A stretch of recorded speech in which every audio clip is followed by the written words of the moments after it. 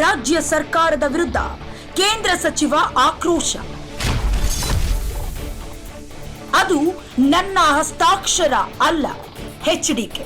Sai Venkateshwara mining ಪ್ರಕರಣದಲ್ಲಿ ತನ್ನ ವಿರುದ್ಧ ರಾಜ್ಯಪಾಲರ ಬಳಿ ಪ್ರಾಸಿಕ್ಯೂಷನ್ಗೆ ಅನುಮತಿ ಕೇಳಿದ್ದಕ್ಕೆ ಎಚ್ಡಿ ಕುಮಾರಸ್ವಾಮಿ ಸುದ್ದಿಗೋಷ್ಠಿ ನಡೆಸಿ ಕಿಡಿಕಾಡಿದ್ದಾರೆ. ಸಿದ್ದರಾಮಯ್ಯ ಸರ್ಕಾರ ನನ್ನ ವಿರುದ್ಧ ಷಡ್ಯಂತ್ರ ಮಾಡ್ತಾ ಇದೆ, ನನ್ನನ್ನು ಒಂದು ದಿನವಾದರೂ ಜೈಲಿಗೆ ಹಾಕೋದಕ್ಕೆ ಪ್ಲಾನ್ ನಡೆಸ್ತಾ ಇದೆ.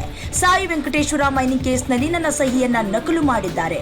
ನಾನು ಸಹಿ ಮಾಡದೆ ಹೋದ್ರೂ ನನ್ನ ಸಹಿ ಅಂತ ಕೇಸ್ ನಡೀತಾ ಇದೆ. ಅಧಿಕಾರಿಗಳು ಮಾಡಿರುವ ತಪ್ಪಿಗೆ ನನ್ನ ಮೇಲೆ ಕ್ರಮಕ್ಕೆ ಮುಂದಾಗಿದ್ದು ಇದು ರಾಜ್ಯ ಸರ್ಕಾರದ ಸೇಡಿನ ರಾಜಕೀಯ ಅಂತ ವಾಗ್ದಾಳಿ ನಡೆಸಿದ್ರು. ಇದು ನನ್ನ ಆದೇಶ, ಇವರು ತೋರಿಸ್ಕೊಂಡಿರೋದು.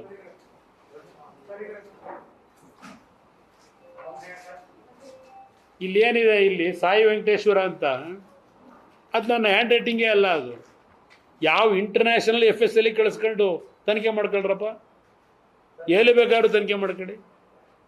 ಇದು ಯಾರು ಬರದಾನೆ ಅವನು? ಇದು 6/10/2007.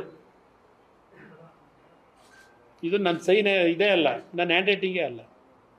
ಯಾವನು ಬರ್ಕೊಂಡವನು? ಇದು ಭೂಮಿನೇ ಕೊಟ್ಟಿಲ್ಲ, ಇನ್ನೂ ಒಂದು ದೊಡ್ಡ ಫ್ರಾಡ್ ಅಂತ ಆಲ್ರೆಡಿ ಪ್ರೂವ್ ಆಗಿದೆ. ಇದನ್ನು ಫ್ರಾಡ್ ಮಾಡಿಲ್ಲ ಅನ್ನೋದು ಯಾವ ಗ್ಯಾರಂಟಿ?